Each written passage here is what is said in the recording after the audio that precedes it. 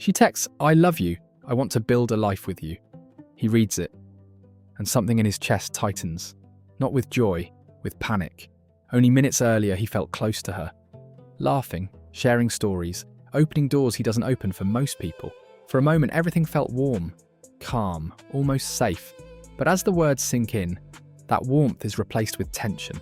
A quiet alarm begins ringing inside him. He doesn't reply right away.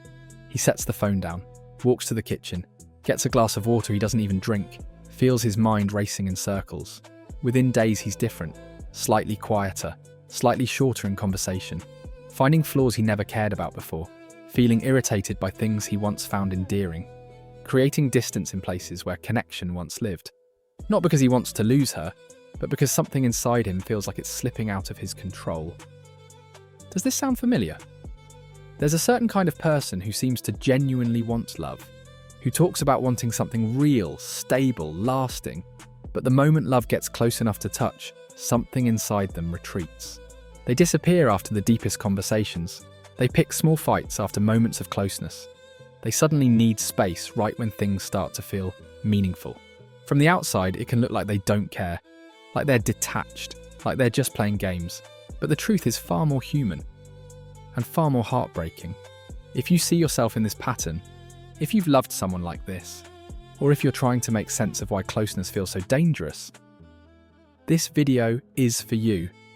Because while independence is beautiful, powerful, and often necessary, there's a difference between healthy autonomy and fear-driven distance.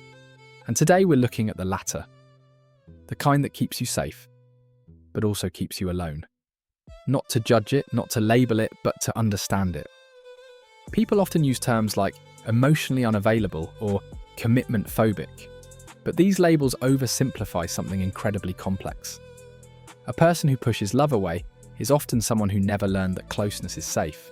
In psychology, this is connected to avoidant attachment. But avoidant attachment isn't coldness. It's not arrogance. It's not an absence of emotion. It's the presence of fear. These individuals may long for intimacy in theory, but in practice, their nervous system reacts as if closeness is a threat. Their body tightens, their thoughts scatter, their emotions shut down. Intimacy doesn't feel comforting. It feels overwhelming. And overwhelming emotions don't feel like love. They feel like drowning. A healthy adult can experience both closeness and autonomy at the same time. They can merge without disappearing. They can connect without feeling controlled. But for someone avoidant, closeness and independence feel mutually exclusive. Closeness equals losing myself. Distance equals keeping myself. So when forced to choose, distance always seems safer. But no one is born afraid of love. This fear is learned. It often begins in childhood with caregivers who are emotionally unpredictable. Maybe the parent was warm one moment and withdrawn the next. Maybe affection came with conditions. Maybe vulnerability was punished, or maybe emotional needs were dismissed, mocked, or ignored. The child learns, if I reach out, I might be hurt. If I depend on someone, they might disappear. If I show emotion, I might be rejected. So the child adapts. They stop reaching out. They stop depending on others. They learn to self-soothe. They learn to stay quiet. They learn to be invisible when needed. Each time that they pull away and feel relief, the brain reinforces the lesson. Distance equals safety. Closeness equals danger. This becomes the foundation for adult relationships. Sometimes the childhood wound is deeper and sharper. A parent left, a caregiver passed away. A betrayal shattered trust. Chaos replaced consistency. The child internalizes a vow. If I never need anyone, no one can ever hurt me again. That vow lives inside them, long after they've grown. Fast forward to adulthood. This person might look strong, capable, self-contained. They may have careers, hobbies, friends. People might say they're independent. People might admire their emotional control. But look closer and you'll see the pattern. They choose people who can't choose them back. Emotionally unavailable partners. Long-distance partners. Partners who aren't ready.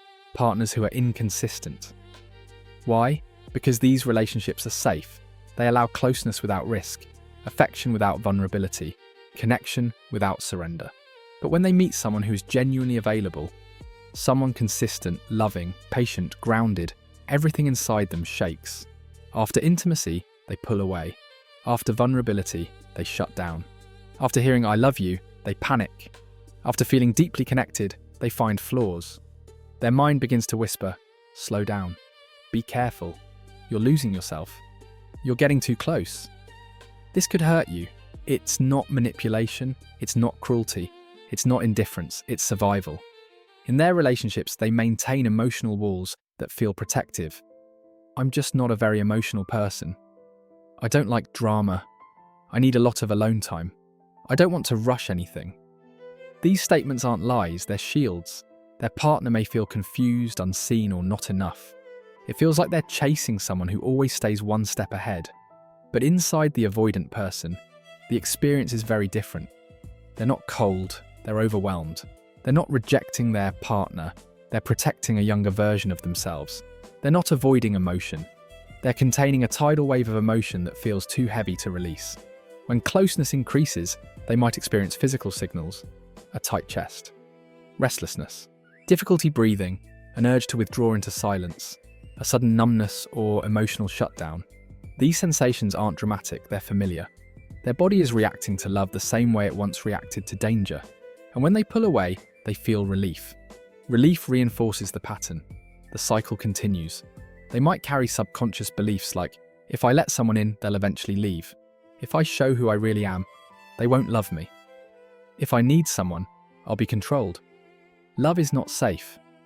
Closeness means pressure. Vulnerability means danger. These beliefs were wired through experience. They feel like truth, even if they aren't. And here's the paradox. Avoidant people often feel the strongest attraction to those who activate their fears. The warm, open, loving partners who offer real closeness. Because deep down they want that love. But at the same time, they're afraid of what that love requires. They live caught between two equal fears: the fear of being alone and the fear of being known. They want to be chosen, but being chosen feels like being trapped.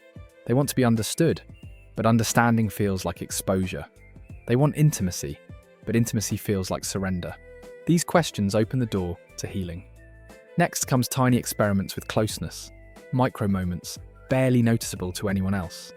Replying instead of disappearing. Saying "I'm overwhelmed" instead of shutting off. Sitting with discomfort instead of fleeing from it. Not because it feels natural, but because it feels new. New is uncomfortable. But new is also how rewiring begins.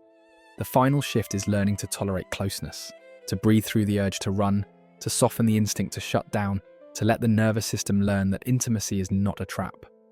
This kind of healing often grows slowly, like dawn, light creeping into places that were dark for a long time. Therapy can help, attachment work, EMDR, somatic healing, but so can presence, patience, and tiny emotional risks. For the partner of an avoidant individual, the key is understanding. Their distance is not about you. It is about a wound older than you. You can express your needs. You can set boundaries. You can ask for reciprocity. But you cannot chase them into closeness, because chasing confirms their fear that closeness means pressure. The healthiest thing you can do is step back, ground yourself, and choose based on what you need, not based on the hope they will change. You deserve someone who can meet you, who can stay, who can soften instead of retreat. A person who pushes love away is not unlovable. They are protecting a version of themselves that needed safety long before you came along. If you recognize yourself in this pattern, you are standing at a doorway. One path leads back to the familiar walls, strong, stable, comforting in their own way. The other path leads to something uncertain: connection, vulnerability, depth, love. You don't have to choose the second path all at once. You don't have to bare your heart overnight. You don't have to transform in a single moment. You just have to take one small step toward the truth. You can let someone in and still be you. You can be loved and still be safe. You can stop running and still be whole. And maybe when the timing is right and the heart is ready, love won't feel like danger anymore. It will feel like home. Thank you for spending this time with me. If this video resonated, please consider liking, sharing, and subscribing for more gentle psychological insights.